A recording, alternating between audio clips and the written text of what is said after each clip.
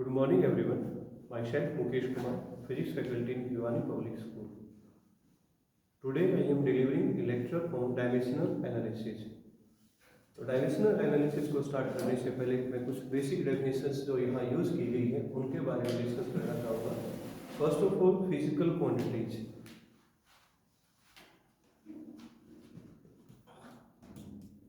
Physical quantities means those quantities whose measurement is necessary or which can be measured directly or indirectly by using laws, methods of physics are known as physical quantities. For example, mass, length, time, temperature, area, velocity, all are physical quantities. On the basis of dependency, we divide physical quantities in two types. First of all, fundamental physical quantities. There are 7 fundamental physical quantities और हम बात करेंगे fundamental physical quantities. वो quantities हैं which does not depend upon each other and are not interconverted, जो ना तो एक दूसरे के ऊपर डिपेंड करते और ना ही उनको हम आपस में बदल सकते. जैसे मैंने बताया आप लोगों को कि यहाँ टोटल 7 फंडामेंटल फिजिकल क्वांटिटीज है. फर्स्ट ऑफ ऑल जैसे हम बात करें मास, सेकेंड आता है हमारे पास लेंथ, फिर आता है हमारे पास जैसे टाइम, फिर हम लिखेंगे आगे current, amount of substance, luminous intensity, temperature. तो टोटल 7 फंडामेंटल फिजिकल क्वांटिटीज हैं. तो ऐसा नहीं है कि हम मास को किस में कन्वर्ट कर दें, लेंथ में कन्वर्ट कर दें, ऐसा कभी संभव नहीं है. या लेंथ को हम किस में बदल दें, टाइम के अंदर बदल दें, ऐसा संभव नहीं है. इसीलिए फंडामेंटल फिजिकल क्वांटिटीज वो क्वांटिटीज हैं which does not depend upon each other and are not interconverted. और डायमेंशन के दौरान हम क्या करेंगे, मास को लिखेंगे कैपिटल एम से, लेंथ को लिखेंगे कैपिटल एल से, टाइम को लिखेंगे कैपिटल डी से, करंट को लिखेंगे कैपिटल ए से, टेम्परेचर को कैपिटल के से या थीटा से लिखेंगे. इस तरीके से फिजिकल क्वांटिटीज दो टाइप की बताई थी मैंने आपको, फंडामेंटल फिजिकल क्वांटिटीज और डेराइव्ड फिजिकल क्वांटिटीज. तो सेकंड हमारे पास derived physical quantities. Derived physical quantities depend करती हैं फंडामेंटल फिजिकल क्वांटिटीज पर. Means we can derive physical quantities from fundamental physical quantities by using some mathematical operations such as multiplication and division. For example, when we use the definition of area as area is equal to length into breadth. Here length is fundamental, breadth is also fundamental, both related to capital L. So area is a derived physical quantity. Such as speed is equal to distance divided time. Distance is also fundamental and time is also fundamental, but here we use mathematical operation division. So speed is also a derived physical quantity. तो अब हम बात करते हैं dimensional analysis के बारे में. और जैसे कि आपको बताया गया है यहाँ, dimension is the power of fundamental physical quantities. तो powers of fundamental physical quantities क्या कहलाती हैं, डायमेंशंस कहलाती हैं. जैसा कि मैंने अभी लिखा है, एरिया हमारे पास लेंथ इनटू ब्रेथ है, और मैंने बोला कि लेंथ को भी कैपिटल एल से लिखेंगे, ब्रेथ को भी कैपिटल एल से लिखेंगे. तो इसलिए हमारे पास होगा एल का मल्टीप्लिकेशन एल से, एल की पावर 2 एन के L square, and here 2 is dimension of length in area. Similarly, there is another example of dimension density, which is equal to mass by volume, and volume is equal to LBH, length into breadth into height. So we can write volume equal to length cube, and here we write mass with capital M, length with capital L, and there is cube of length. So ml minus 3 is the dimensional formula of density, and here dimension of mass is 1 and dimension of length is -3. अब हम अगली slide पर चलते हैं और अगली slide में हम देखेंगे कि कैसे आप डायमेंशनल फॉर्मूला को और डायमेंशनल इक्वेशन को समझ सकते हैं।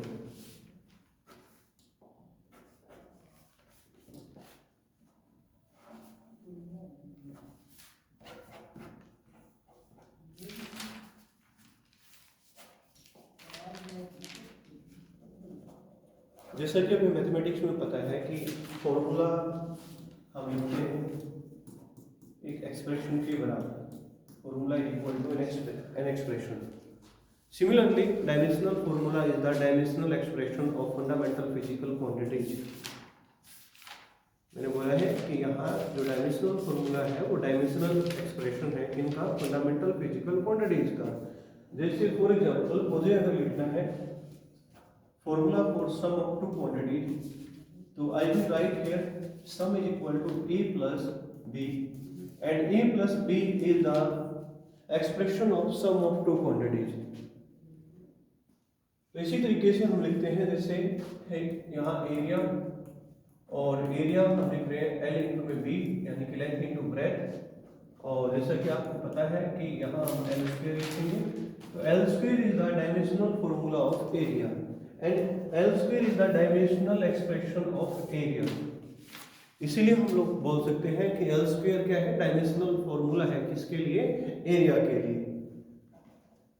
सेम एग्जांपल हम किसके लिए लिख रहे हैं, मान लो डेंसिटी के लिए। डेंसिटी हमारे पास किसके बराबर था, मास बाय वॉल्यूम के बराबर, और पिछले केस में मैंने निकाला था डेंसिटी को ml-3 से, और ml-3 क्या है यहाँ पर डायमेंशनल फॉर्मूला है किसके लिए, डेंसिटी के लिए। ऐसे ही आप लिखोगे वॉल्यूम के लिए LBH, जैसे कि हम लिखते हैं वॉल्यूम इक्वल टू LBH और this is equal to LQ, क्योंकि आप पढ़ोगे यहाँ पर किसी भी तरह की लेंथ है, वो हाइट है, ब्रेथ है, डिस्टेंस है, डिस्प्लेसमेंट है, रेडियस है, वेवलेंथ है, सबको डायमेंशन के दौरान हम कैपिटल L से ही लिखेंगे। तो इसीलिए मैंने क्या किया यहाँ पर, लेंथ को भी कैपिटल L से, ब्रेथ को भी कैपिटल L से, और x को, हाइट को भी कैपिटल L से लिखा।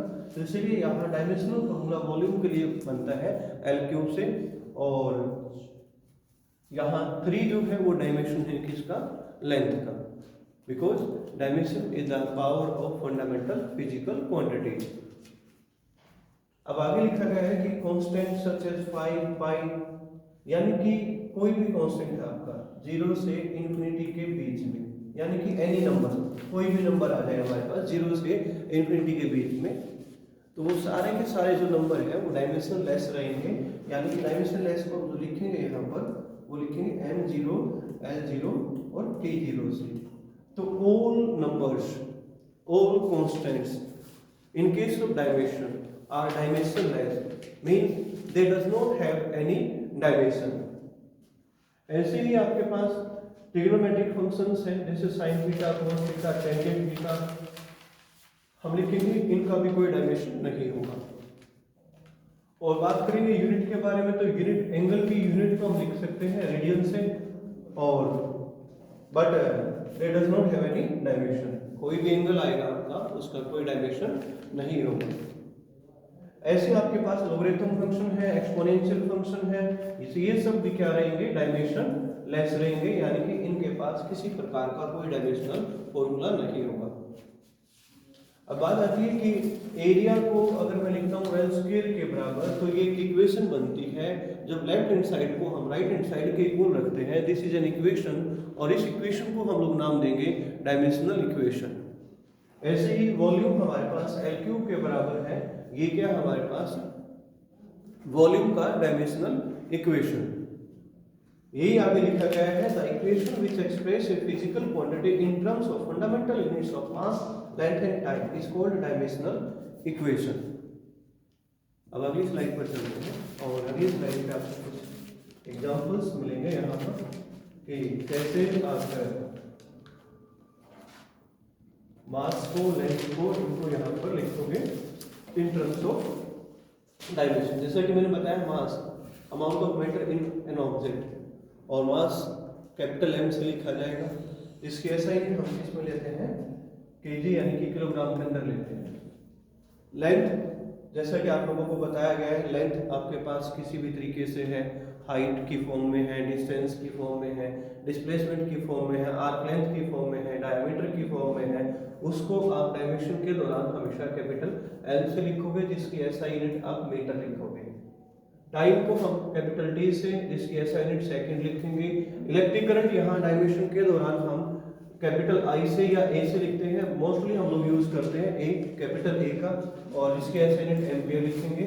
टेम्परेचर को हम कैपिटल K से या थीटा से लिख सकते हैं, जिसके SI यूनिट हम लोग लिखेंगे केल्विन से। तो ये था कि कैसे आप जो फंडामेंटल फिजिकल क्वांटिटीज है उनका डायमेंशंस यूज करते हो। बात रही सिक्स जो आपकी फंडामेंटल फिजिकल क्वांटिटी है, अमाउंट ऑफ सब्सटेंस, उसके लिए हम कोई डायमेंशन नहीं लेते। लुमिनस इंटेंसिटी के लिए भी कोई डायमेंशन नहीं लेते, मोस्टली ये नंबर की फॉर्म में ही रहते हैं। अब कुछ एग्जांपल्स दिए गए आप लोगों को कि कैसे आप डायमेंशनल फॉर्मूला को डिराइव करोगे।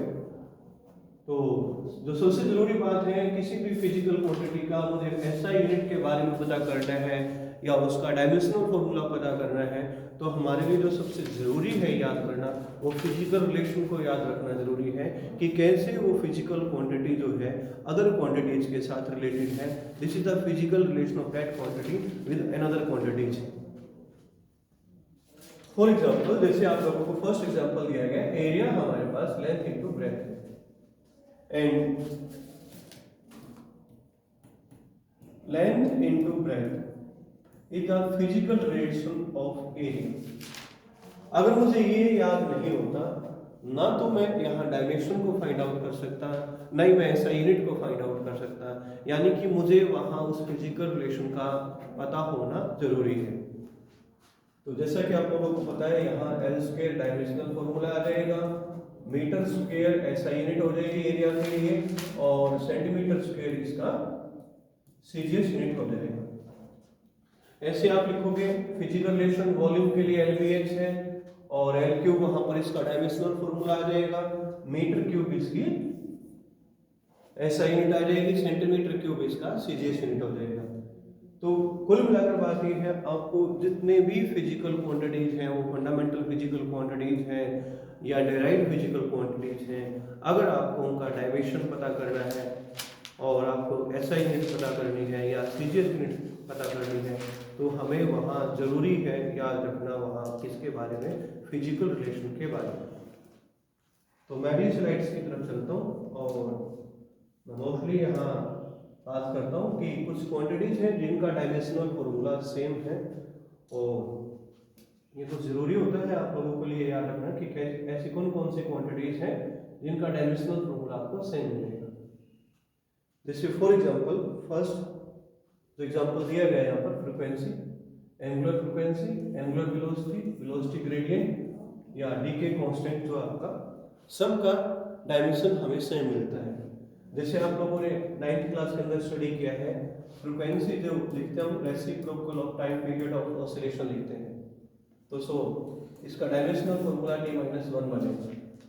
ऐसी एंगुलर फ्रीक्वेंसी जो है, एंगल हम यहाँ ऐड कर लेते हैं, एंगुलर फ्रीक्वेंसी को स्मॉल ओमेगा से डिनोट करेंगे, और जो कि 2π/T के इक्वल रहेगा। यहाँ 2π एक नंबर है जो कि डायमेंशनलेस है, फिर से इसका डायमेंशनल फॉर्मूला क्या आ जाएगा, T-1। ऐसे आपको work, internal energy, potential energy, kinetic energy, torque, moment of force, इन सब का डायमेंशनल फॉर्मूला सेम मिलेगा। फिर प्रेशर है, स्ट्रेस है, यंग मॉडुलस है, बल्क मॉडुलस है, मॉडुलस ऑफ रिजिडिटी है, इन सब का डायमेंशनल फॉर्मूला हमें सेम मिलेगा। और एनर्जी डेंसिटी, तो ऐसी टेबल दी गई आप लोगों को यहाँ पर कि जिन क्वांटिटीज का डायमेंशनल फॉर्मूला हमें हमेशा कैसा मिलता है, सेम मिलता है, ऐसी क्वांटिटीज के बारे में आप लोगों को यहाँ पर बताया गया है। अब हम बात करते हैं जो हमारा इंपॉर्टेंट पॉइंट है यहाँ इस चैप्टर के अंदर, use of dimensional analysis. What are the uses of dimensional analysis, क्या क्या यूज है डायमेंशंस के। तो सबसे पहला जो यूज यहाँ पर मेंशन किया गया आप लोगों को वो यूज है to check the correctness of a given physical equation. To check the correctness of a given physical equation. आपको कोई भी फिजिकल रिलेशन दी जाएगी, उस फिजिकल रिलेशन में या तो आपको निकालना पड़ेगा अननोन डायमेंशंस को, कुछ डायमेंशंस आपको नोन होंगी, कुछ आपको अननोन डायमेंशंस होंगी, या तो आपको वो बोल देंगे कि आप यहाँ से अननोन डायमेंशंस को फाइंड आउट कीजिए, या फिर आपको वो कोई फिजिकल रिलेशन देंगे, कोई इक्वेशन देंगे और उस इक्वेशन को हमें वेरीफाई करना है ये इक्वेशन डायमेंशनली करेक्ट है या नहीं है। तो ऐसा करने के लिए यानी कि अननोन डायमेंशंस को फाइंड आउट करने के लिए या किसी भी इक्वेशन को फिजिकली या डायमेंशनली करेक्ट या इनकरेक्ट चेक करने के लिए हम यूज करते हैं एक प्रिंसिपल का, जिसको हम लोग नाम देते हैं प्रिंसिपल ऑफ होमोजेनिटी। और सिंपल सा कंसेप्ट है प्रिंसिपल ऑफ होमोजेनिटी में भी कि कोई भी physical equation, physical relation dimensionally correct हम तब मानेंगे अगर जो डायमेंशन लेफ्ट हैंड साइड में है, अगर वही डायमेंशन वैसी ही डायमेंशंस राइट हैंड साइड में है, तो जो भी गिवन फिजिकल इक्वेशन है वो डायमेंशनली करेक्ट है। अगर लेफ्ट हैंड साइड इक्वल नहीं होता डायमेंशन का राइट हैंड साइड के साथ, तो ऐसी given physical equation dimensionally incorrect रहेगी। सिंपल सा कंसेप्ट मैंने बताया है कि अगर dimensions of each term on both sides of a physical relation are same, then relation is dimensionally correct, otherwise wrong। ये प्रिंसिपल ऑफ होमोजेनिटी है, यानी कि जैसा कि हम प्रूव करते हैं लेफ्ट हैंड साइड मैथमेटिक्स में राइट हैंड साइड है, वैसे ही डायमेंशनल अलजेब्रा में आपको प्रूव करना है डायमेंशंस जो लेफ्ट हैंड साइड में है वही इक्वल आ जाए कौन सी साइड में, राइट हैंड साइड में। जैसा कि आपको यहाँ पर फर्स्ट कंसेप्ट दिया गया है, फर्स्ट क्वेश्चन दिया गया है, pressure P is equal to alpha by beta exponential minus alpha Z by k theta, where alpha and beta are constants, z is distance, k is Boltzmann constant and theta is temperature, find out the dimension of beta। इसने हमें बोल दिया कि हमें यहाँ से beta का dimension find out करना है, बीटा का डायमेंशनल फॉर्मूला फाइंड आउट करना है। तो मैंने जैसा कि अभी बताया है कि मुझे सबसे पहले लेफ्ट हैंड साइड को राइट हैंड साइड के इक्वल रखना है according to principle of homogeneity, तब जाके हम क्या कर पाएंगे, यहाँ पर अननोन डायमेंशन बीटा को फाइंड आउट कर पाएंगे। उसके अलावा मुझे जो भी नॉन डायमेंशंस है जो हमें बताई गई है उनका डायमेंशनल फॉर्मूला पता हो, उनके डायमेंशन के बारे में पता हो। जैसे फर्स्ट आपको मेंशन किया गया है डिस्टेंस, जो किससे लिखेंगे, कैपिटल एल से। फिर आपको सेकंड मेंशन किया गया यहाँ पर बोल्ट्जमान कांस्टेंट। देखो कुछ चीजें ऐसी होती हैं जो हम यूनिट अगर याद रख ले तो यूनिट से भी वहां पर उनका डायमेंशनल फॉर्मूला फाइंड आउट कर सकते हैं। तो बोल्ट्जमान कांस्टेंट का डायमेंशनल ऐसा यूनिट जो लिखते हैं हम लोग वो जूल पर केल्विन से लिखते हैं। मैं बता दूं कि कैसे मैं इसका डायमेंशनल फॉर्मूला फाइंड आउट करूंगा। उसके बाद थीटा हमें मेंशन किया गया है यहाँ पर टेम्परेचर। थीटा टेम्परेचर है जिसको मैं डायमेंशन के दौरान कैपिटल के से लिखूंगा, ठीक है। तो अभी थोड़ी देर पहले मैंने आप लोगों को बताया था, इससे जो पहली स्लाइड्स गई हैं और उन स्लाइड्स में आप लोगों को बताया गया था कोई भी एक्सपोनेंशियल वैल्यू है वो कैसी रहेगी, डायमेंशनलेस। तो इसका मतलब हमारे पास गिवन इक्वेशन के अंदर एक एक्सपोनेंशियल रिजल्ट है, उस एक्सपोनेंशियल रिजल्ट को मैंने m0 l0 t0 के बराबर मानना है, यानी कि मैं उसको 1k को लिख सकता हूँ।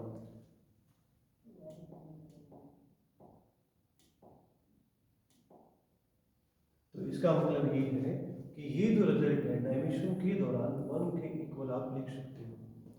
तो मैं लिखता हूँ इसको यहाँ पर, मैंने क्या लिखना है कि अल्फा जेड और के थीटा डायमेंशन के लिए लिख रहा हूं इसको 1 के बराबर, यानी कि m0 l0 t0 के इक्वल, m0 l0 t0 के इक्वल में लिख देता हूं। यानी कि ये जो रिजल्ट है आपका ये एक्सपोनेंशियल रिजल्ट है जो कि डायमेंशन लेस रहेगा।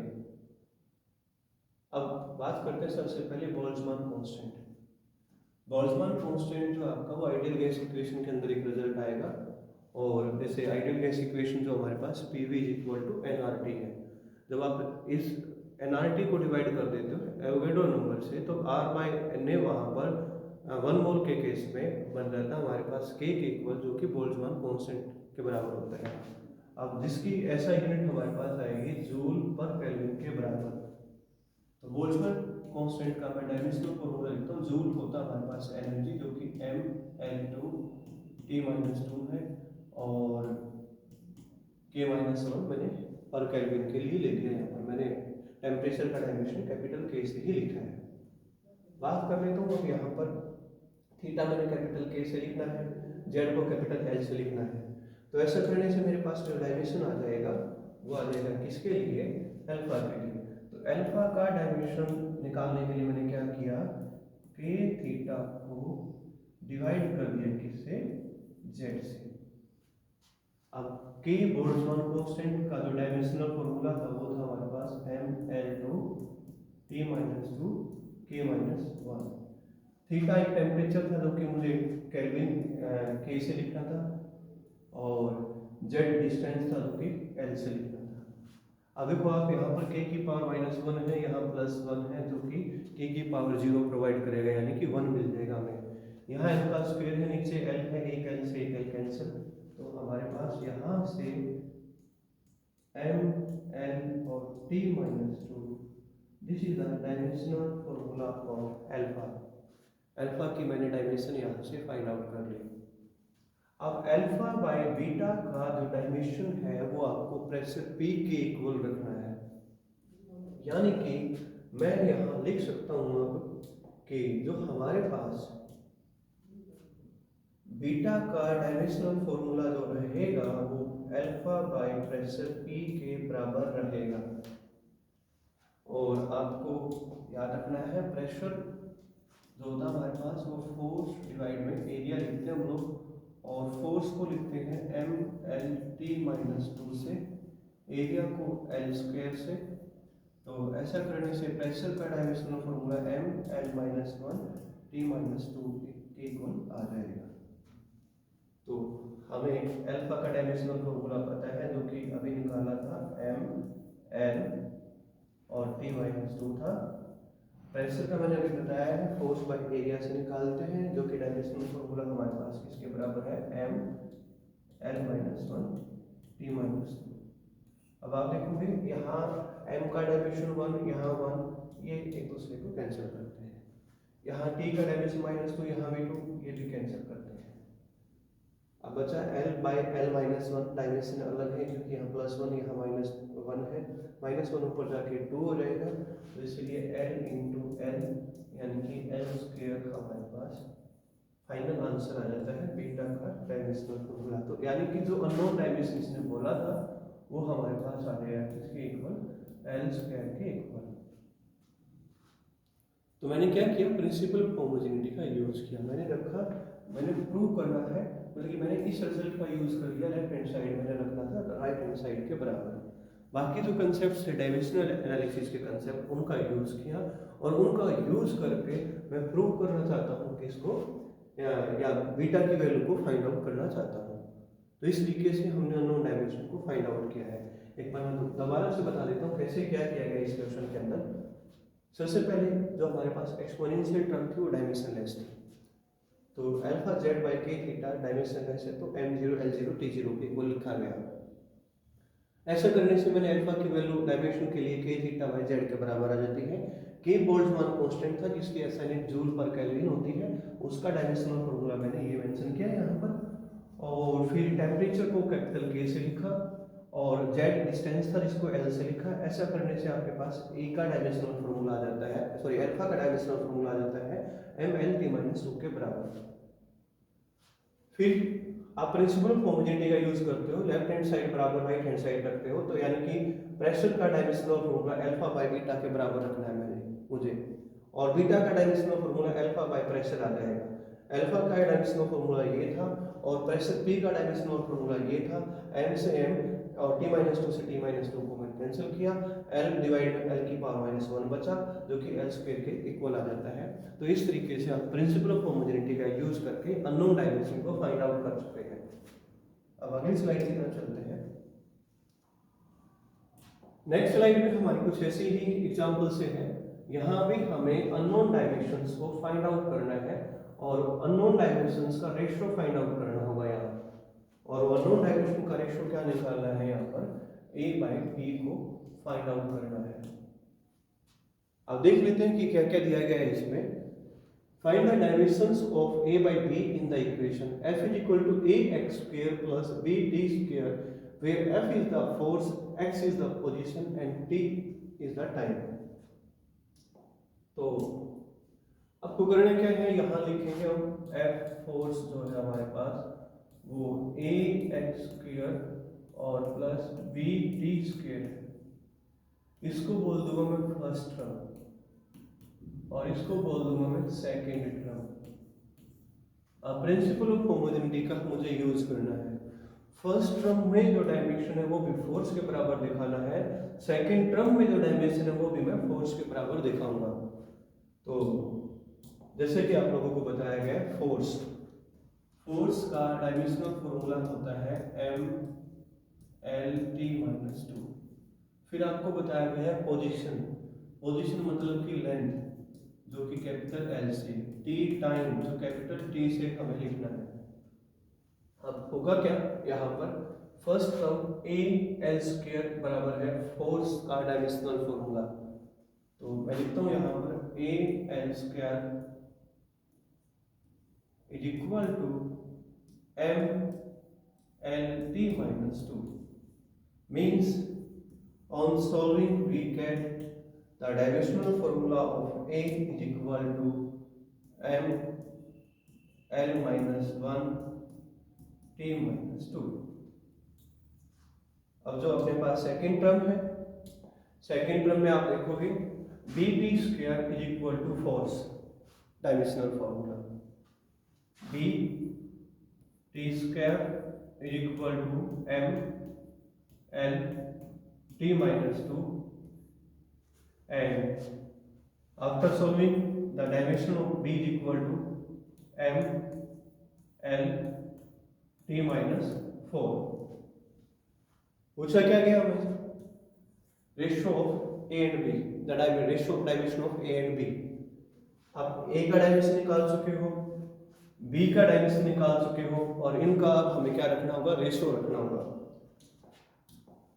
तो रिजल्ट आएगा हमारे पास a/b is equal to the dimensional formula of a is equal to mL-1 T-2 and dimensional formula of b is equal to mL-T-4।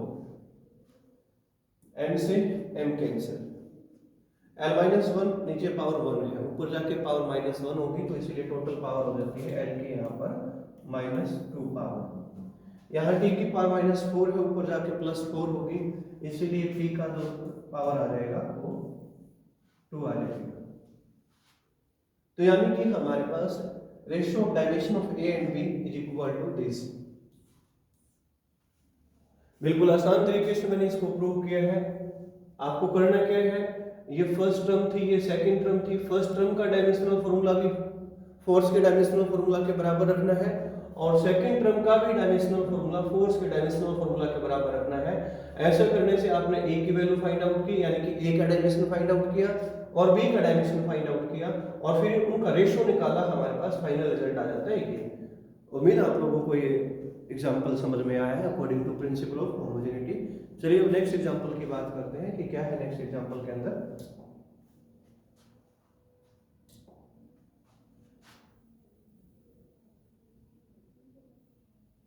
Next जो एग्जांपल है इसमें आप यूज करोगे डायमेंशनल अलजेब्रा का। अब डायमेंशनल अलजेब्रा जैसे आप पढ़ते हो सिंपल प्लस माइनस अलजेब्रिकल मैथ पढ़ते हो आप वहां पर, वैसे ही डायमेंशन का प्लस माइनस अपना खुद का होता है। कैसे डायमेंशन को हम देखते हैं वो आपको देखना है। अभी मैं लिखता हूँ यहाँ फर्स्ट एग्जांपल मेरा, जैसे मैंने लिख दिया L+N, तो ज्यादातर बच्चे इसको लिखेंगे 2L के इक्वल। ठीक है, सही है, l प्लस एल 2l के इक्वल ही होता है। लेकिन अगर मैं देखता हूँ 2 एक नंबर है, और जैसा कि आप लोगों को पहले ही बताया जा चुका है कि नंबर जो 0 से इन्फिनिटी के बीच में है वो क्या रहेगा, डायमेंशनलेस, यानी कि उसका कोई डायमेंशनल फॉर्मूला नहीं होगा। तो इसका मतलब मैं क्या कर सकता था, l प्लस एल को l के इक्वल ही रख सकता हूँ, ये डायमेंशनल अलजेब्रा है, क्योंकि नंबर क्या था, डायमेंशनलेस। ऐसे ही अगर मैं यहाँ लिखता l माइनस एल, जो कि 0 लिखते हैं, लेकिन मैं अगर l कॉमन लेता हूँ, अंदर ब्रैकेट में रहता है 0, 0 क्या है, नंबर है, नंबर क्या था, डायमेंशनलेस, तो इसलिए l माइनस एल को भी मैं कितना लिख सकता हूँ, l के इक्वल लिख सकता हूँ, क्योंकि आप यहाँ पर डायमेंशनल अलजेब्रा को पढ़ रहे हो। डायमेंशनल अलजेब्रा के अनुसार कोई भी नंबर जो है वो डायमेंशनलेस है, तो इसलिए l माइनस एल को भी मैंने l लिखा और l प्लस एल को भी l लिखा। तो कंसेप्ट क्या बनकर आता है, यहाँ से कंसेप्ट बनकर आएगा कि अगर आप सेम डायमेंशन में सेम डायमेंशन का सब्ट्रैक्शन या एडिशन करते हो तो डायमेंशन पे कोई फर्क पड़ने वाला नहीं है, डायमेंशन ज्यों की त्यों रहेगी। We get the same dimension when we add same dimensions with the same dimension, or when we subtract the same dimension with the same dimension, then there is no change in the dimension, या dimensional formula में कोई change नहीं होता है जब आप क्या करते हो, सेम डायमेंशन को सेम डायमेंशन के साथ प्लस या माइनस करते हो। ये थोड़ा सा आपको याद रखना है, क्योंकि मैंने इस एग्जांपल में इसका यूज करना है इस कंसेप्ट का, तो इसीलिए थोड़ा सा इस बात को आपको यहाँ पर समझकर चलना है। अब एग्जांपल की बात करते हैं कि find the dimension of a into b in the relation where power p equal to b minus x square divided a by t, sorry at, where p is the power, x is the position and t is the time, and there a and b are the unknown dimensions। फिर से आप principle of homogeneity का use करोगे। तो सबसे पहले मैं बात कर लेता हूँ पावर का डायमेंशनल फॉर्मूला होगा क्या हमारे पास। हम लिखते हैं पावर p जो है वो work done divide by time होता है, और आप लोग याद करोगे वर्क का डायमेंशनल फॉर्मूला ml/2t-2 और टाइम का कैपिटल T से, तो इसीलिए पावर का जो डायमेंशनल फॉर्मूला यहाँ बनेगा वो बनेगा m1l2 और t-3। फिर उसके बाद बात करते हैं x इज द पोजीशन। जैसे कि आप लोगों को बताया गया है, पोजीशन को आप किससे लिखोगे, कैपिटल L से लिखोगे, और t टाइम है, t टाइम को हम लिखेंगे कैपिटल T से। अब देखो आप यहाँ देखेंगे b माइनस एक्स स्क्वायर है, मतलब b माइनस एल स्क्वायर है। आप आ जाइए इधर, क्या बताया गया आप लोगों को, इसकी सेम डायमेंशन में आप सेम डायमेंशन का ही प्लस या माइनस कर सकते हो, सेम डायमेंशन का ही प्लस या माइनस होगा। तो इसका मतलब क्या है कि b की वैल्यू एल स्क्वायर के बराबर ही होगी, ठीक है, अदरवाइज हमारी इक्वेशन गलत थी। फिर इसका मतलब अगर मैं b को एल स्क्वायर के बजाय l लिख लेता हूँ या कुछ और लिख लेता हूँ तो हमारी इक्वेशन गलत हो जाएगी अकॉर्डिंग टू डायमेंशनल एनालिसिस। तो इसका मीनिंग क्या होगा कि b की जो वैल्यू आ जाती है हमारे पास वो एल स्क्वायर के बराबर आ जाती है। उम्मीद है आप लोगों को ये बात समझ में आई है। अब बात कर लेते हैं हम यहाँ से, अब b की डायमेंशन पता कर ली मैंने, कितनी आ गई हमारे पास, एल स्क्वायर के बराबर आ जाती है। अब पावर p का डायमेंशनल फॉर्मूला लिख रहा हूं मैं यहाँ पर, m की पावर 1 एल स्क्वायर और t-3 equal to b minus x square किसके बराबर लिखना है मैंने, एल स्क्वायर के बराबर। a पता करना है और t को किससे लिखना है, कैपिटल T से। अब आप देखोगे a इधर आएगा और बाकी सब इधर आ जाते हैं, तो a की जो वैल्यू बनती है हमारे पास वो बनती है एल स्क्वायर को डिवाइड किया मैंने किससे, m की पावर 1 एल स्क्वायर t-3 और इनटू में क्या था वहां पर t था। एल स्क्वायर से एल स्क्वायर कैंसिल, m की पावर 1 है ऊपर जाके -1 होगी, t की पावर -2 बचेगी यहाँ से, क्योंकि यहाँ +1 है यहाँ -3 है, तो t-2 बचेगा, ऊपर जाके ये भी प्लस हो जाएगा। तो आप देखोगे यहाँ से जो रिजल्ट मिलेगा मुझे m-1 और t square is the dimensional formula for a। ये किसका डायमेंशनल फॉर्मूला आ गया, a का। आपको करना क्या है, आपको निकालना है a क्रॉस b। पूछा गया हमारे से a क्रॉस b, तो a को जो मल्टीप्लाई कर रहा हूँ b से, तो मेरे पास a का डायमेंशनल फॉर्मूला है m-1t² और b का जो डायमेंशनल फॉर्मूला है वो कितना था l²। तो इसलिए a क्रॉस b का जो डायमेंशनल फॉर्मूला बन गया है, यहाँ पर जो भी क्वांटिटी है अपने पास a क्रॉस b, उसका डायमेंशनल फॉर्मूला है m-1 l² and t²। This is the basic concept from principal of homogeneity.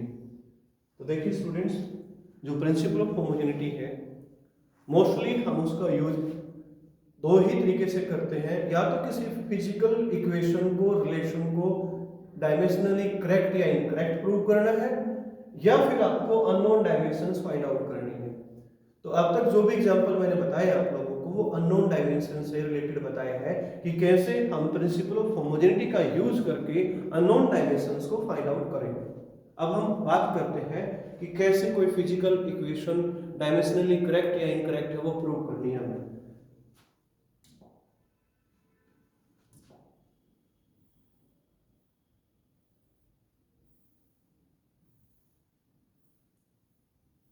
तो जैसे कि आप 9th क्लास में इक्वेशंस ऑफ काइनेमेटिक्स पढ़ चुके हो और आप 11th क्लास में भी सीखोगे इनको, तो मैं यहाँ बात कर रहा हूँ इक्वेशंस ऑफ काइनेमेटिक्स। फर्स्ट जो हमारे पास v equal to u plus at, और फिर मेरे पास एनर्जी है kinetic energy half mv²।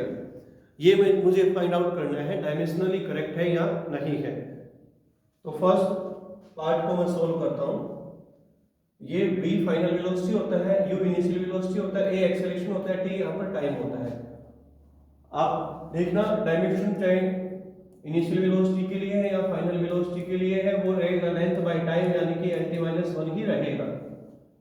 a अपने पास एक्सेलरेशन है, change in velocity divide by time लिखते हैं, यानी कि lt-1 को टाइम से डिवाइड करोगे तो lt-2 डायमेंशनल फॉर्मूला होता है किसके लिए, एक्सेलरेशन के लिए। आप सबका डायमेंशंस रखोगे और चेक करोगे लेफ्ट हैंड साइड अगर राइट हैंड साइड के इक्वल है तो v equal to u plus at dimensionally correct, otherwise नहीं।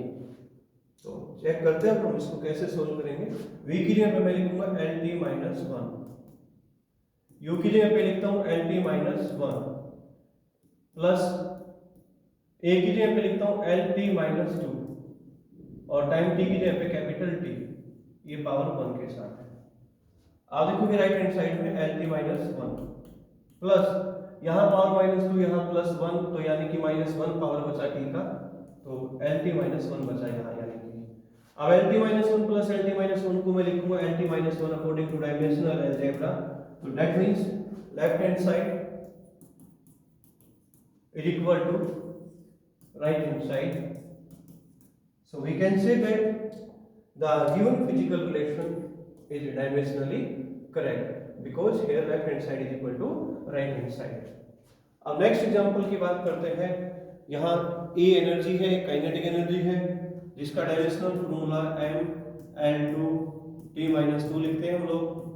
अब नेक्स्ट आप देखोगे 1/2 एक नंबर है जिसका कोई डायमेंशन नहीं है, मास का हमारे पास m होता है, कैपिटल M।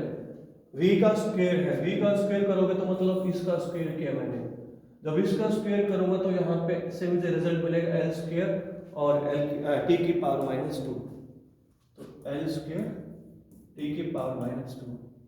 तो इसका मीनिंग क्या होगा कि जो यहाँ भी लेफ्ट हैंड साइड किसके बराबर आ जाती है, राइट हैंड साइड के बराबर आ जाती है।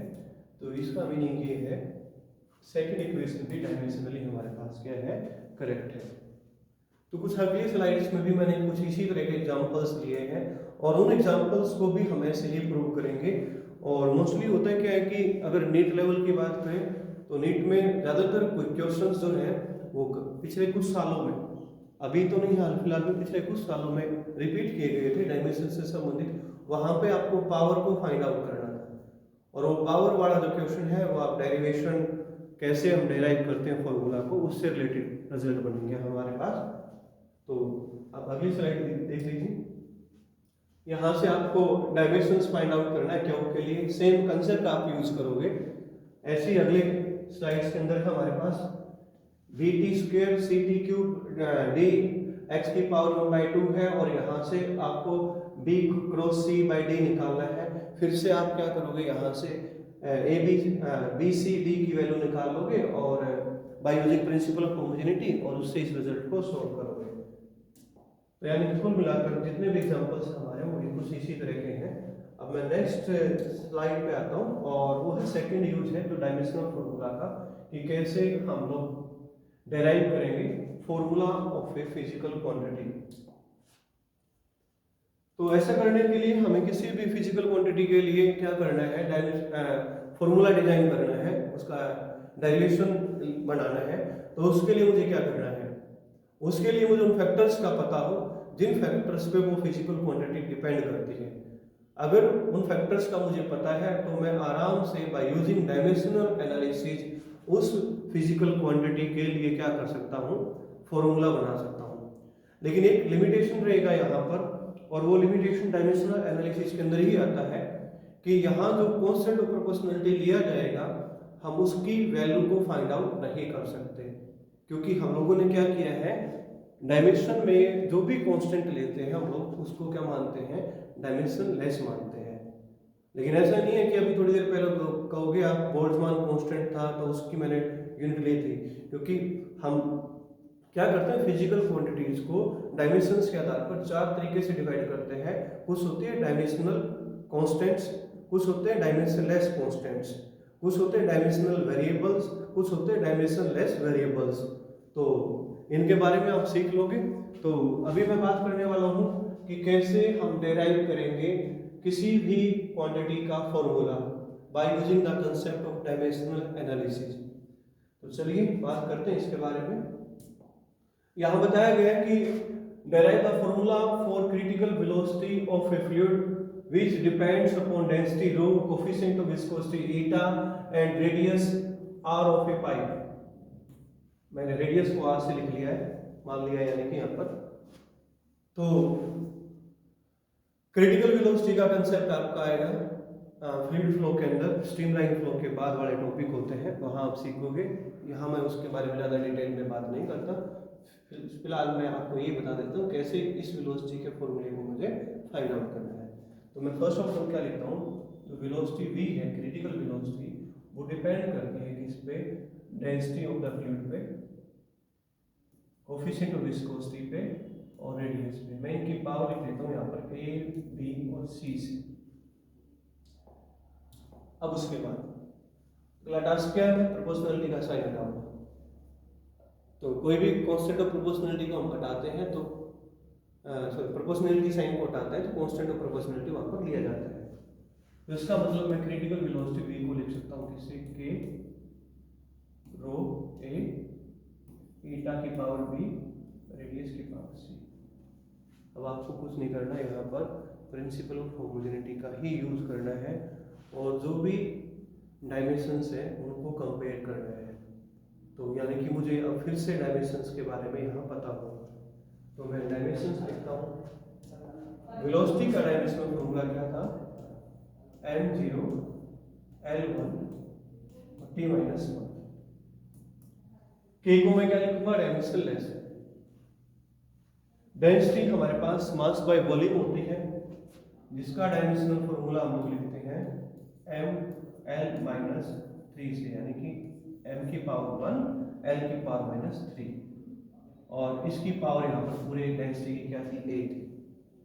कोफिशिएंट ऑफ विस्कोसिटी का डायमेंशनल फॉर्मूला हम लोग लिखते हैं m1 l-1 t-1, पूरे की पावर क्या है, c है। रेडियस क्या है, लेंथ है, इसको कैपिटल L से लिखेंगे और इसकी पावर b थी यहाँ पर ईटा की, और रेडियस के लिए पावर c है। अब उसके बाद आपको करना क्या है कि m की डायमेंशंस को अलग लिख लेंगे, लेंथ की डायमेंशन को अलग लिख लेंगे, टाइम की डायमेंशंस को अलग लिख लेंगे, और फिर उसके बाद हम अपने रिजल्ट को प्रूव करेंगे। तो आप देखोगे यहाँ पर m की पावर 1 है और ऊपर पूरे की पावर a थी, तो इसलिए m की पावर मैंने लिख दिया यहाँ से कितनी, a। यहाँ से 1 है, यहाँ से b है, तो m की पावर b। तो यानी कि m की टोटल पावर कितनी बनी, यहाँ से a + b बनती है। ऐसे लेंथ की पावर आप देखोगे यहाँ पर -3a हो जाएगी, यहाँ से -b हो जाएगी, यहाँ से +c हो जाएगी। तो लेंथ की पावर -3a -b और +c लिखी जाएगी। अब आप देखोगे टाइम की पावर यहाँ पे -b है और जगह टाइम था नहीं, तो टाइम की पावर मैंने लिख दी कितनी -b। अब मुझे कंपैरिजन करना है, यहाँ से मास का जो पावर है वो a + b, यहाँ से 0 है, तो इसका मतलब क्या लिख रहा हूँ मैं, a + b मेरे पास किसके बराबर है, 0 के बराबर है, और a की वैल्यू किसके बराबर है, -b के बराबर है। अब लास्ट पे देखते हैं हम लोग इधर t की डायमेंशन को, यहाँ से t का डायमेंशन -b है और यहाँ पर -1 है, तो यानी कि मैं लिखूंगा -b बराबर है किसके, -1 के, और यहाँ से b की वैल्यू कितनी आ जाती है 1, और इसलिए a की वैल्यू कितनी आ जाती है -1, क्योंकि a किसके को लिखा गया है, -b के को लिखा गया है। अब उसके बाद हम बात करते हैं लेंथ का डायमेंशन, यहाँ पे -3a -b + 3 है और इधर 1 है, तो मैं लिखता हूँ यहाँ पर -3a -b + c इक्वल किसके, 1 के। आप देखोगे आप यहाँ पर -3, a का डायमेंशन कितना था, -1, सॉरी a की वैल्यू कितनी थी, -1, तो यहाँ पर जब a की जगह पे मैं -1 लिखूंगा तो माइनस माइनस प्लस हो जाएगा, तो यानी कि +3 बन गया। b की वैल्यू कितनी है, 1 है, प्लस c = 1, +3 -1 यानी कि 2 बचता है, यहाँ से 2 उधर जाके -2 बनेगा, और c की वैल्यू आ जाएगी हमारे पास किसके बराबर, 1 - 2 यानी कि -1 के बराबर। 3 - 1 2, 2 उस तरफ जाएगा, -2, 1 - 2 यानी कि हमारे पास -1। तो आप देख लीजिए मैंने क्या किया, यहाँ से पावर फाइंड आउट कर ली है, वैल्यूज फाइंड आउट कर ली है। हमने देखा c की वैल्यू कितनी आई हमारे पास, -1, और a की वैल्यू कितनी आई, -1, और b की वैल्यू कितनी है, +1। वो सारी वैल्यूज मैं यहाँ रखूंगा, इधर रखूंगा, तो रिजल्ट क्या बनेगा मेरे पास, यहाँ से वेलोसिटी जो है critical velocity v = k, density rho का power a having value -1, eta की पावर b and b having value +1, and r radius power c and c having value -1। तो so we can write this equation as k eta divide density rho in radius r, and this is the formula for critical velocity. But here we cannot find out the value of constant of proportionality, यानी कि हम इस k की value को यहाँ से नहीं निकाल सकते, और ये डायमेंशनल एनालिसिस का एक लिमिटेशन है। उम्मीद है आपको ये डेरिवेशन ऑफ ए फॉर्मूला कैसे किए गए हैं ये समझ में आया हो आप लोगों को, कि कैसे हम डेराइव करते हैं किसी भी फिजिकल क्वांटिटी के या किसी भी क्वांटिटी के फॉर्मूला को। अब नेक्स्ट स्लाइड पे चलते हैं हम लोग, और नेक्स्ट स्लाइड भी कुछ ऐसा ही है कि suppose a bob is hanging from a ceiling and time period of oscillation depend on length L of thread, mass m of the bob and acceleration due to gravity g. In order to find out relation and other physical quantities, तो इसी concept को भी आप इसको भी बिल्कुल उसी तरीके से डेराइव करोगे जैसा कि मैं आप लोगों को ऑलरेडी बता चुका हूँ। यहाँ से मुझे करना क्या होगा कि मैं यहाँ टाइम जो है, टाइम पीरियड ऑफ ऑसिलेशन जो है वो कैसे डिपेंड कर रहा है, आप डायरेक्टली डिपेंड कर दोगे यहाँ पर किसके ऊपर, लेंथ पे, लेंथ की पावर a लिखेंगे हम लोग, मास पे मास की पावर b लिख देंगे, और एक्सेलरेशन ड्यू टू ग्रेविटी की पावर हम c लिख देंगे। तो जब हम यहाँ से कुछ ऐसे रिजल्ट्स को फाइंड आउट करेंगे तो मतलब बिल्कुल उसी तरीके से आप इसको सोल्व करोगे तो आपको पता चलेगा यहाँ से जो a की वैल्यू आएगी 1/2 आएगी, b की वैल्यू जो आएगी वो 0 आएगी, और c की वैल्यू जो -1/2 आएगी। तो यानी कि t का जो फॉर्मूला बनेगा बाद में वो k और √L/g बन जाएगा।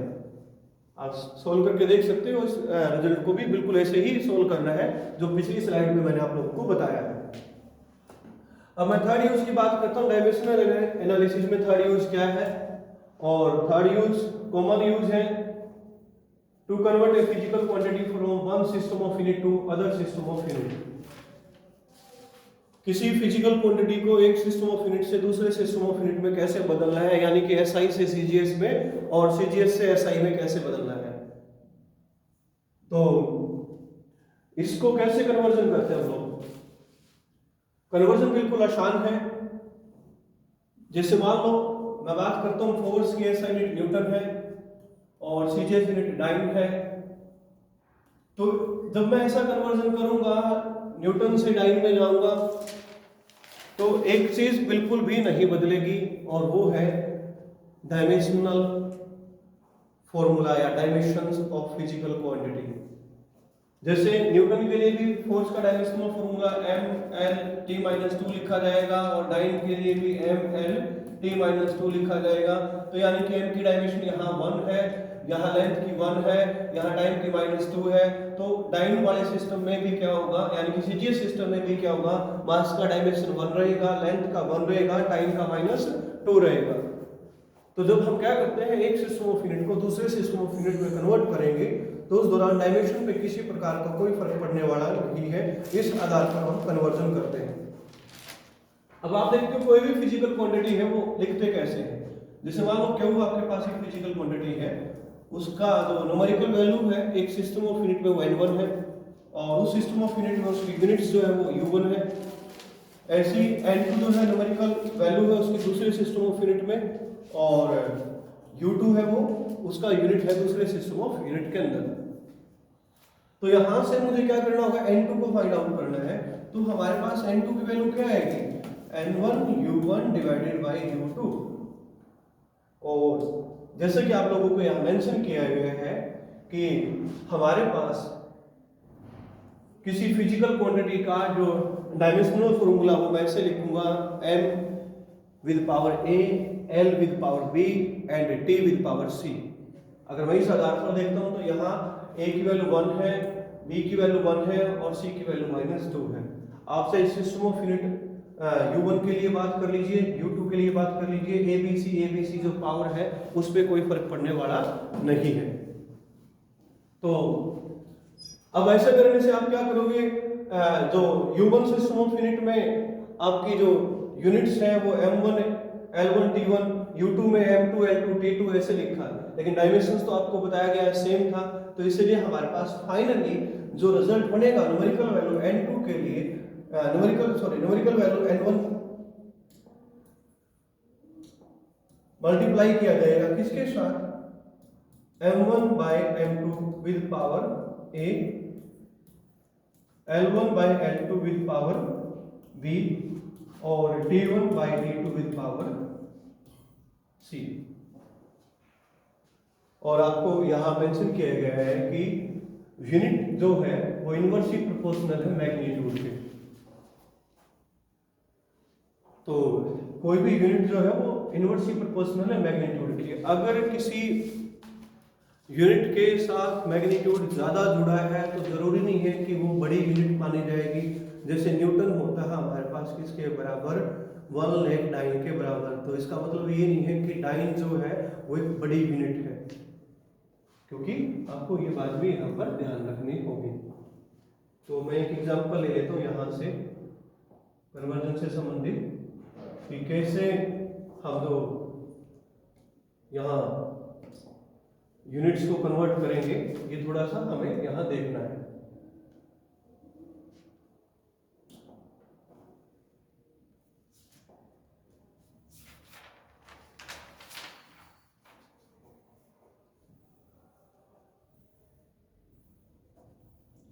देखिए फर्स्ट एग्जांपल जो दिया गया आपको वो दिया गया है कि यहाँ find the value of 60 joule पर मिनट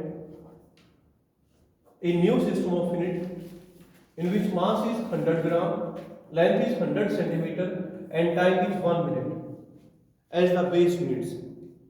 ये कोई भी एक सिस्टम है, मान लो उस सिस्टम में हमें क्या करना, मास कैसे मापना है, 100 ग्राम करके, लेंथ को 100 सेंटीमीटर करके और टाइम को 1 मिनट करके ऐसे मापना है।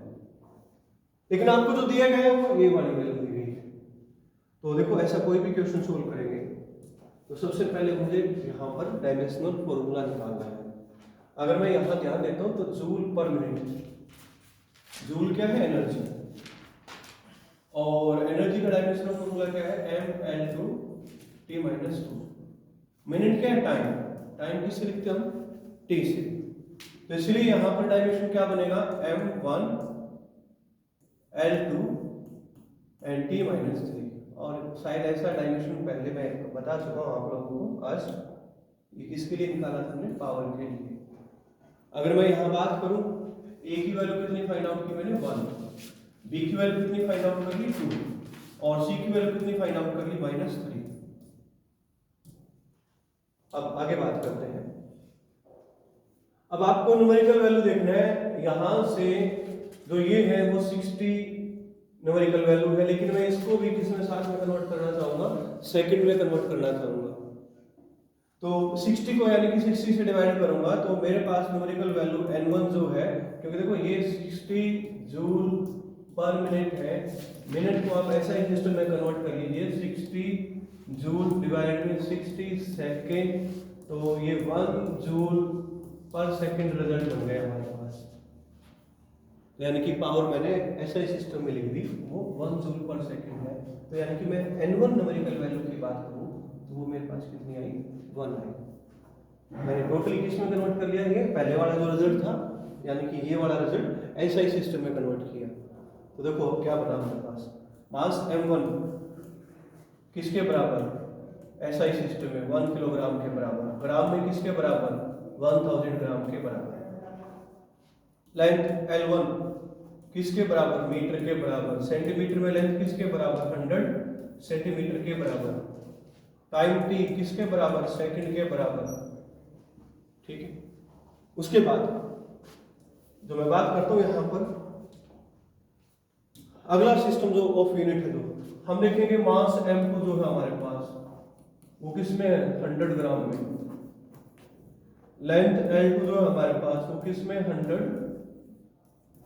सेंटीमीटर में। और टाइम t2 किसके बराबर है, 1 मिनट में। मिनट को आप सेकंड में बदल लो, यानी कि 60 सेकंड में।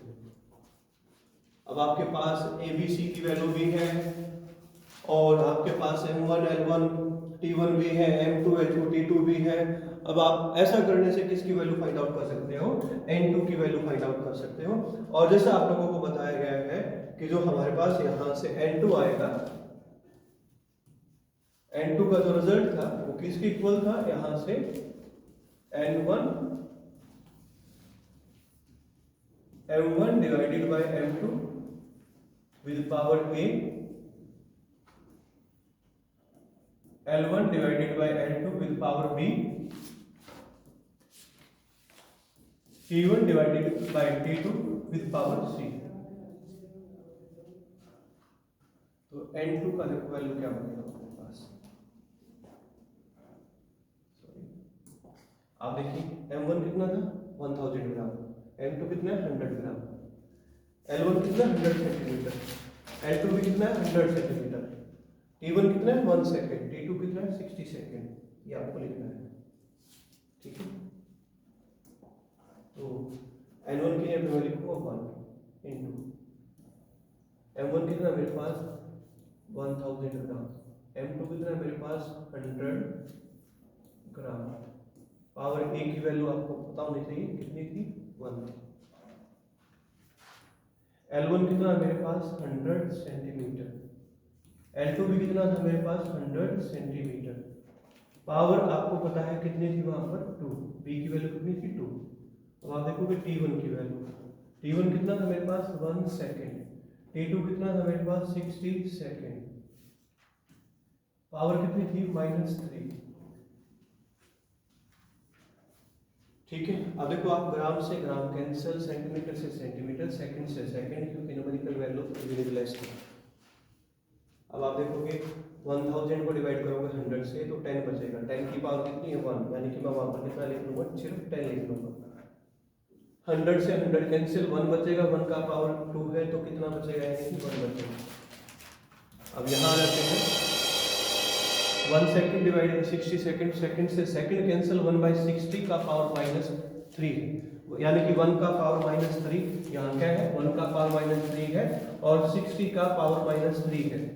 तो आपको पता होना चाहिए 1 का पावर चाहे प्लस में हो चाहे माइनस में, वो किसके बराबर रहता है? हमेशा 1 के बराबर रहता है। रही बात अब 60 की पावर जो -3 डिवाइड में ऊपर जाके किस में हो जाएगा? प्लस में, तो ये 60 का क्यूब हो जाएगा।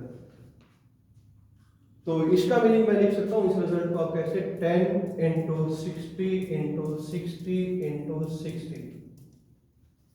आप देखोगे आप 1 2 3 4 यानी कि 10 की पावर 4 तो आएगा ही आएगा।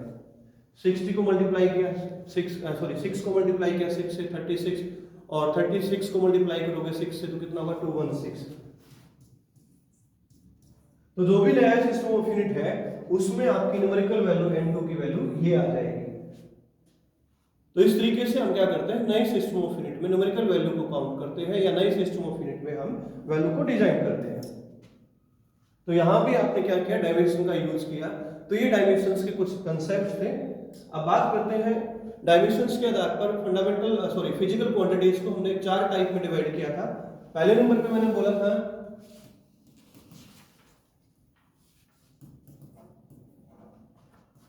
डायमेंशनल कांस्टेंट्स को। तो देखो आपके पास कुछ कांस्टेंट्स ऐसे होंगे जिनके पास डायमेंशनल फॉर्मूला है विद कांस्टेंट वैल्यू। जैसे आप देखोगे स्पीड ऑफ लाइट c से डिनोट करते हैं, वैल्यू होती है 3 × 10⁸ मीटर पर सेकेंड। मीटर पर सेकेंड LT-1 डायमेंशनल फॉर्मूला रहता है। उसके बाद जैसे आप बात करोगे बोल्ट्जमान कांस्टेंट K की वैल्यू 8.314 जूल पर केल्विन, ये भी कांस्टेंट वैल्यू है लेकिन डायमेंशनल फॉर्मूला है। तो कुछ क्वांटिटीज ऐसी हैं यानी कि जिनके पास कांस्टेंट वैल्यू है, डायमेंशन भी है। फिर आएगा आपके पास सेकंड नंबर पर डायमेंशन लेस कांस्टेंट्स। और डायमेंशन लेस कांस्टेंट्स में आप देखोगे 0 से इंफिनिटी के बीच में कोई भी नंबर आ गया, पाई की वैल्यू हो गई, e की वैल्यू आ गई, लॉगरिथम वैल्यू आ गई, सब के सब क्या है? डायमेंशन लेस कांस्टेंट्स है। कोई डायमेंशनल फॉर्मूला नहीं है लेकिन वैल्यू कैसी रहेगी? कांस्टेंट। तीसरे नंबर पर आएंगे आपके पास डायमेंशनल वेरिएबल्स। डायमेंशनल वेरिएबल्स कौन से हैं? जिनके पास डायमेंशनल फॉर्मूला है और वैल्यू चेंज हो सकती है, कम या ज्यादा हो सकती है। जैसे स्पीड, डायमेंशनल फॉर्मूला LT-1, लेकिन किसी ऑब्जेक्ट का स्पीड जो है वो 10 मीटर पर सेकंड भी हो सकता है, 50 मीटर पर सेकंड भी हो सकता है। ऐसी एक्सेलरेशन, फोर्स, ऐसी जितनी भी क्वांटिटीज है वो किसमें काउंट करेंगे हम? डायमेंशनल वेरिएबल्स में। फोर्थ नंबर पर फिजिकल क्वांटिटी जो आती है वो आती है डायमेंशन लेस वेरिएबल्स। और डायमेंशन लेस वेरिएबल्स कौन सी क्वांटिटीज है? जैसे एंगल थीटा, कोई डायमेंशनल फॉर्मूला नहीं था, स्टार्टिंग में आप लोगों को बताया गया था m0 l0 t0 से लिखते हैं, लेकिन एंगल में भी 30 डिग्री, में भी 60 डिग्री, में भी 0 डिग्री, में भी 90 डिग्री। ऐसे स्ट्रेन पढ़ोगे आप, रिलेटिव डेंसिटी का कंसेप्ट पढ़ोगे, वो सब किस में आएंगे? डायमेंशनलेस वेरिएबल्स में आएंगे। तो मैं बात कर लेता हूँ डायमेंशनल एनालिसिस की लिमिटेशंस क्या क्या है। जैसा मैंने बताया आप लोगों को, मैंने t का फॉर्मूला बताया था जो कि k√L/g था। जब हमने इसी रिजल्ट को एक्सपेरिमेंटली फाइंड आउट किया तो उस टाइम पे इस k की वैल्यू को 2 पाई के बराबर फाइंड आउट किया, जो कि मैं डायमेंशंस में फाइंड आउट नहीं कर पाया था। तो सबसे पहला लिमिटेशन हमारे पास डायमेंशनल एनालिसिस का ये है, जो भी कांस्टेंट ऑफ प्रोपोर्शनलिटी हम लोग यूज करते हैं उसकी वैल्यू को फाइंड आउट नहीं कर सकते जब हम डेराइव करते हैं किसी भी क्वांटिटी के फॉर्मूला को by using the concept of dimensional analysis. तो फर्स्ट लिमिटेशन हमारे पास कुछ इस तरीके से है। सेकंड लिमिटेशन होता है कि अगर आपके पास कोई कॉम्प्लेक्स फिजिकल इक्वेशन आ जाए तो उस कॉम्प्लेक्स फिजिकल इक्वेशन में आप डायमेंशंस के कांसेप्ट से अपने रिजल्ट को प्रूव नहीं कर पाओगे। कॉम्प्लेक्स सिचुएशन में अपना जो डायमेंशनल एनालिसिस है उसका कोई यूज नहीं हो पाएगा या उसको हम इस्तेमाल नहीं कर पाएंगे। ऐसे ही यहाँ पर डायमेंशनल एनालिसिस के दौरान जो भी आप ट्रिग्नोमेट्रिक फंक्शन यानी कि साइन थीटा का यूज करते हो, कोस थीटा का यूज करते हो या टेंजेंट थीटा का यूज करते हो, इनकी वैल्यू भी हमें पता नहीं चलेगी कि क्या वैल्यू थी वहां पर, एंगल जो टेंजेंट 60 डिग्री कितना था, ऐसा कुछ भी हमें पता नहीं है, क्योंकि हम लोगों ने क्या किया है, हर ट्रिग्नोमेट्रिक फंक्शन को डायमेंशनलेस मान के चले हैं, एक्सपोनेंशियल वैल्यू को डायमेंशनलेस मान के चले हैं, लॉगरिथम वैल्यू को डायमेंशनलेस मान के चले हैं। तो ऐसा करने से यानी कि डायमेंशनल अलजेब्रा का जब हम लोग यूज करेंगे तो हम ऐसी वैल्यू को भी फाइंड आउट नहीं कर पाएंगे। तो कुछ इस तरीके से आप डायमेंशनल एनालिसिस की लिमिटेशंस भी पढ़ोगे, अदरवाइज इसके यूज भी मैं आप बता चुका हूँ। यूजेस 3 यूज मैंने बताए आप लोगों को, स्टार्टिंग से मैंने आप लोगों को पूरा कंसेप्ट सिखाने की कोशिश की है, जो कि डायमेंशनल एनालिसिस का कंसेप्ट है। तो आज की वीडियो में सिर्फ इतना था। आप सभी का धन्यवाद, आप सबका दिन शुभ हो।